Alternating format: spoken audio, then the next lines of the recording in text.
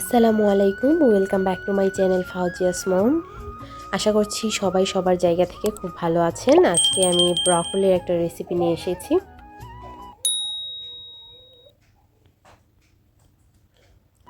তো আমি ব্রকলির রেসিপিটা করার জন্য এখানে একটা ব্রকলি কেটে নিয়েছি, আর এখানে দুটো আলু, ছোট সাইজের দুটো আলু এভাবে টুকরো করে কেটে নিয়েছি। এবারে আমি রান্না করতে চলে যাচ্ছি। তো একটা কড়াইয়ে আমি কিছুটা তেল দিয়েছি আর সরষের তেল। তেলটা যখন গরম হয়ে যাবে ঠিক সেই সময় আমি রুই মাছটা ভেজে নেব। আমি আজকে রুই মাছ দিয়ে ব্রকলির তরকারিটা করব। আর ব্রকলি রান্না করলে অনেকে বলে যে তাদের ব্রকলিটা কালারটা ঠিক থাকে না, নষ্ট হয়ে যায়। তো আজকে আমি মূলত দেখাবো যে কালারটা কি করে ঠিক রাখতে হয়, সেটার একটা টিপস দিয়ে দিব। তো আমি রুই মাছের এই দুটো টুকরো নিয়েছি, আর রুই মাছের টুকরো দুটো একটু ভালো করে ভেজে নিচ্ছি।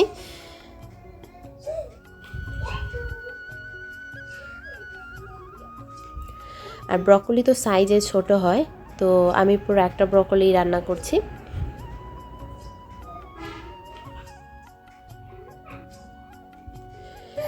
আর আমি আজকে ঠিক যেভাবে ব্রকলি রান্নাটা দেখাচ্ছি সেভাবে করলে রেসিপিটা খুবই মজারও হয়, আবার কালারটাও ঠিক থাকে, কালারটা নষ্ট হয় না একদমই।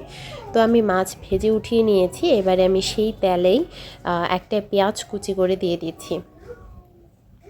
তো পেঁয়াজটা যখন নরম হয়ে যাবে ঠিক সেই সময় আমি অন্য বাকি মশলাগুলো দিয়ে দিব। তো আমি নরম হওয়া পর্যন্ত অপেক্ষা করছি। আর এখনও পর্যন্ত যারা আমার এই চ্যানেলটিকে সাবস্ক্রাইব করেনি, প্লিজ সাবস্ক্রাইব করে আমার চ্যানেলটির পাশে থাকবেন। পাশে থাকা বেল আইকনটি ক্লিক করে দিবেন, এতে করে নতুন নতুন রেসিপিগুলো আপলোড হওয়ার সাথে সাথে আপনার নোটিফিকেশন পেয়ে যাবেন।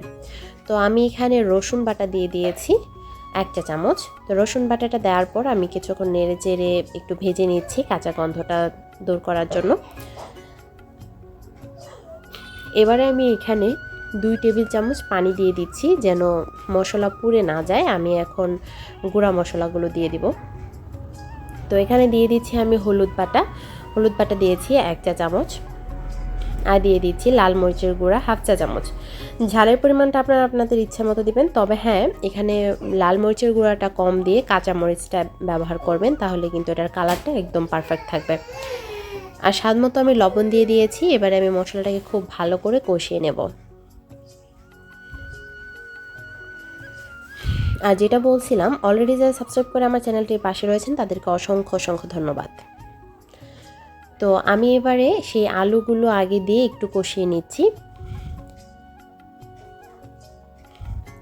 নেড়েচেড়ে কিছুক্ষণ মশলার সঙ্গে মিশিয়ে নিয়ে ঢাকা দিয়ে দিব।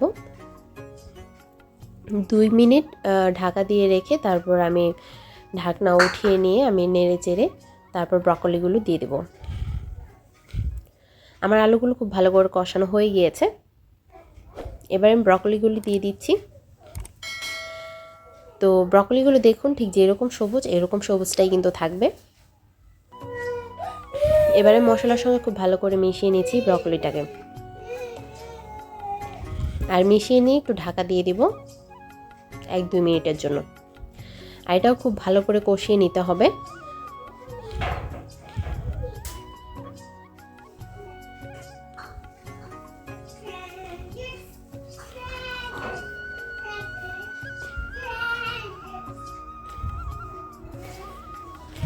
তো আমি ঢাকাটা উঠিয়ে নিয়েছি, আর আমার এটা খুব ভালো করে কষানো হয়ে গিয়েছে। দেখুন একদম একদম লেগে লেগে গিয়েছে। এবারে আমি এখানে ঝোল দিয়ে দেব, আর ঝোলের জন্য আমি এখানে কিছুটা পানি দেব, আর পানিটা ঠিক ততটুকুই দিব যতটুকু প্রয়োজন। আর এটা কিন্তু বেশি জাল করা যাবে না, কারণ আমি কিন্তু আলুটাকে আগেই কিছুটা সেদ্ধ করে নিয়েছি, কষিয়ে নিয়েছি, যার জন্য কিন্তু এতটা সময় লাগবে না আলুটা সেদ্ধ হওয়ার বা ব্রকলিগুলো সেদ্ধ হওয়ার।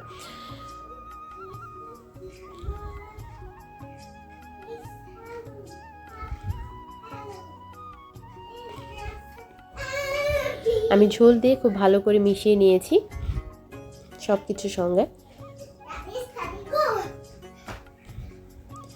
এবারে আমি ঢাকা দিয়ে দেব বলক উঠে যাওয়া পর্যন্ত।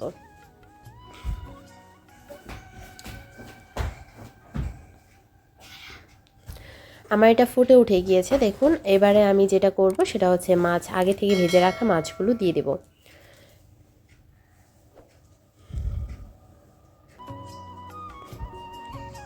আমি আজকে এটা রুই মাছ দিয়ে করছি, আপনারা চাইলে অন্য মাছ দিয়েও করতে পারেন।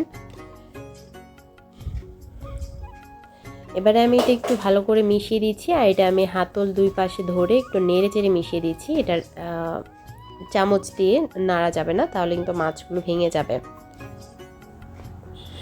এবারে আমি এখানে টমেটো দিয়ে দিচ্ছি, আর টমেটোগুলো একটা টমেটো আমি স্লাইস করে কেটে নিয়েছি, আর সেটাই দিয়ে দিচ্ছি এখানে।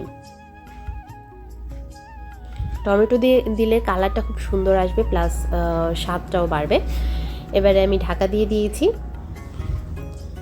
আর কিছুক্ষণ পর আমি এটা ঢাকনাটা উঠিয়ে আমি 2 হাতল ধরে একটু ভালো করে নেড়ে চেড়ে দেবো। এতে করে খুব ভালো করে সব কিছুর সঙ্গে মশলাটাকে মিশিয়ে যাবে আর লবণটাও ঢুকে যাবে। আর আমি এখানে কাঁচামরিচ দিয়ে দিচ্ছি।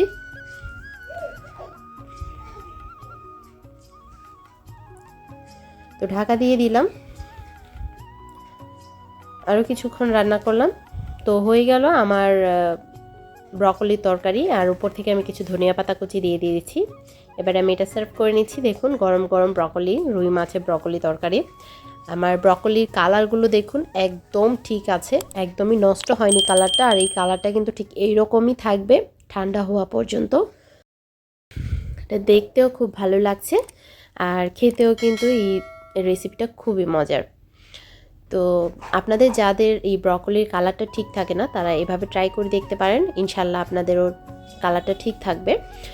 আর আমার এই রেসিপিটা যদি আপনাদের কাছে ভালো লেগে থাকে, প্লিজ প্রতিবারের মতো লাইক কমেন্ট শেয়ার করতে ভুলবেন না ফ্রেন্ডস অ্যান্ড ফ্যামিলির সঙ্গে।